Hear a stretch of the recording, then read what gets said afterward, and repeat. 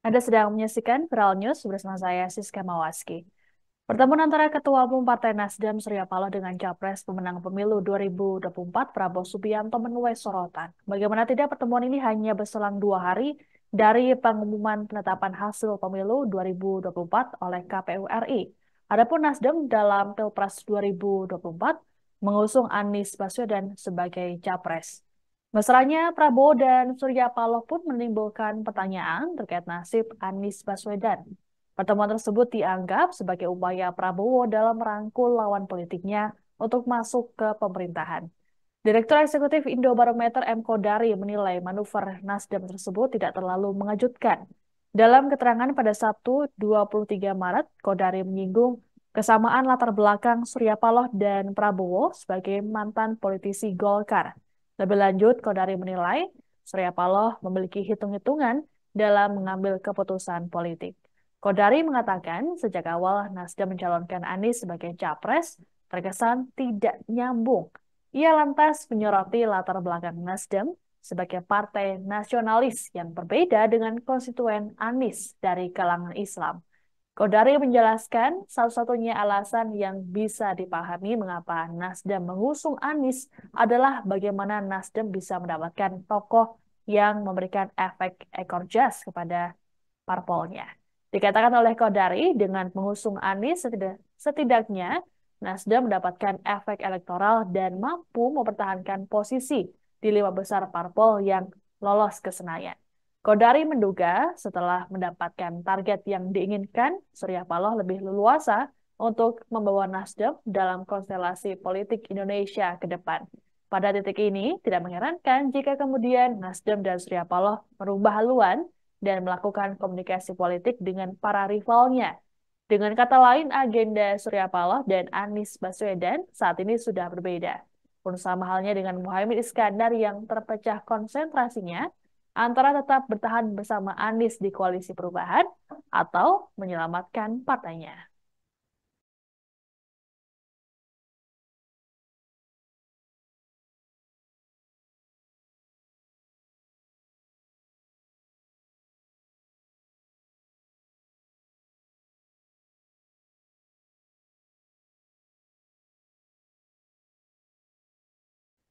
Cawapres Muhaimin Iskandar menolak mengomentari pertemuan antara Ketua Umum Partai Nasdem Surya Paloh dengan Capres pemenang pemilu Prabowo Subianto.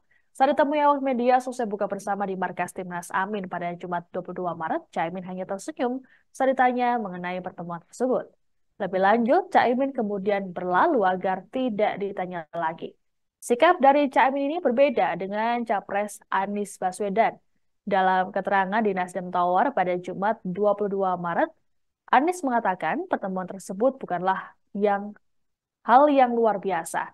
Anies menyebut tidak ada obrolan khusus dalam pertemuan tersebut.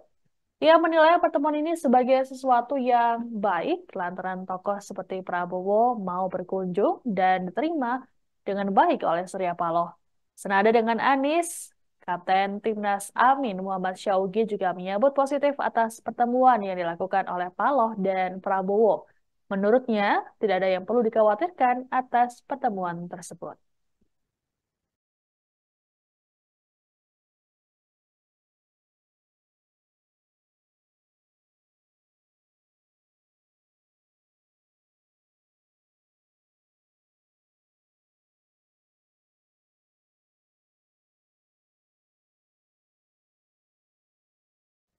Ketua Umum Partai Nasdem Surya Paloh menyambut hangat kunjungan Capres pemenang pemilu 2024 Prabowo Subianto ke markas Nasdem di Menteng, Jakarta Pusat pada Jumat 22 Maret.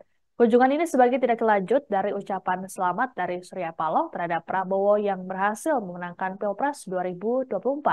Pertemuan kedua tokoh ini pun menimbulkan pertanyaan. Pasalnya, saat ini Tim Hukum Nasional atau THN Anies Baswedan Muhaimin Iskandar tengah mengajukan gugatan hasil Pilpres ke Mahkamah Konstitusi. Ketua THN Ari Yusuf Amir memastikan pertemuan Surya Paloh dan Prabowo tidak akan berpengaruh dengan gugatan di MK. Ari menyebut kewenangan gugatan ke MK adalah milik paslon, tidak ada kaitannya dengan partai politik.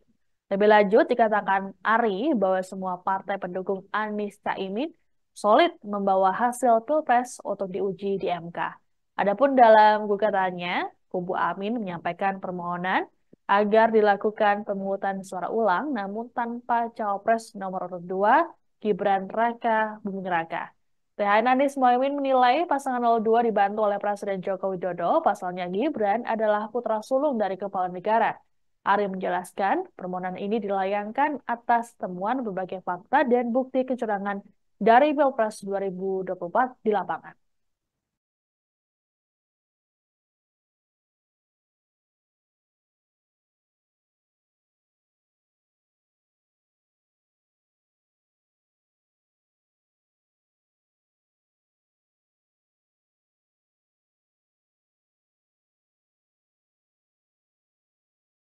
Meski proses sengketa di Mahkamah Konstitusi atau MK baru akan bergulir, namun kode-kode mengenai koalisi pemerintahan kini sudah mulai muncul. Terbaru Gerindra melempar sinyal bahwa Nasdem dan P3 akan jadi parpol yang merapat ke pemerintahan Prabowo Gibran. Hal ini diungkapkan oleh Wakil Ketua Umum Partai Gerindra, Habibur Rahman, pada Jumat 22 Maret. Habibur Rahman mengklaim sinyal Nasdem dan P3 akan bergabung sangat baik.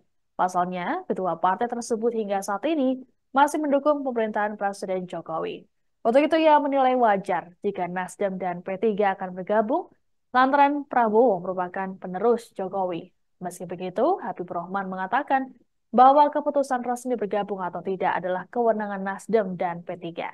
Untuk diketahui, Nasdem adalah partai pengusung dari Capres nomor urut 1 Anies Baswedan, sedangkan P3 merupakan partai pengusung dari Capres nomor urut 3, yakni Ganjar Pranowo.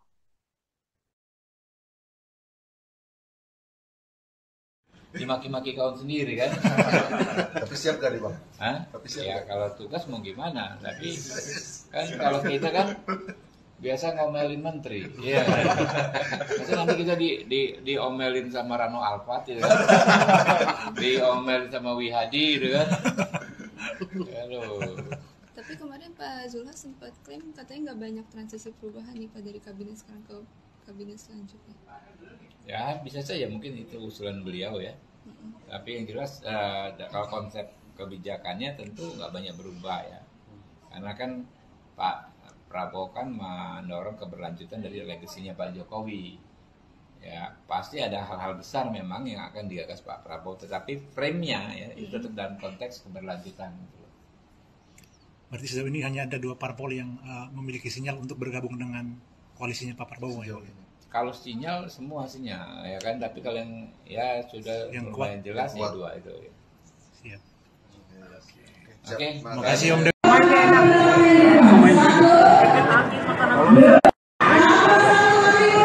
Dimaki-maki kawan sendiri kan? Tapi siap gak nih Bang? Hah? Tapi siap ya gak? kalau tugas mau gimana? Tapi kan kalau kita kan biasa ngomelin menteri, iya. Masa nanti kita diomelin sama Rano Alfat, ya kan?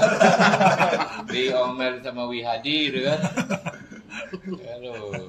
Tapi kemarin Pak Zulhas sempat klaim katanya nggak banyak transisi perubahan nih Pak dari kabinet sekarang ke kabinet selanjutnya. Ya bisa saja mungkin itu usulan beliau ya. Tapi yang jelas kalau konsep kebijakannya tentu nggak banyak berubah ya. Karena kan Pak Prabowo kan mendorong keberlanjutan dari legasinya Pak Jokowi. Ya pasti ada hal-hal besar memang yang akan digagas Pak Prabowo. Tetapi frame-nya ya itu tetap dalam konteks keberlanjutan.